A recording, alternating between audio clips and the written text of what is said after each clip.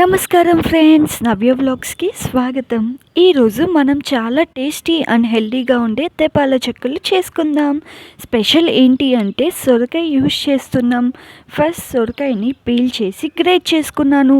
ఇది చాలా హెల్తీ, డైజెషన్కి సూపర్, బాడీకి లైట్గా ఉంటుంది. ఇప్పుడు మిక్సింగ్ బౌల్లో రైస్ ఫ్లోర్, గ్రేటెడ్ సొరకాయ, జీరా, సాల్ట్, ఆనియన్స్, చిల్లీస్, కరివేపాకు, కొత్తిమీర, అల్లం యాడ్ చేసి బాగా కలుపుకున్నాను.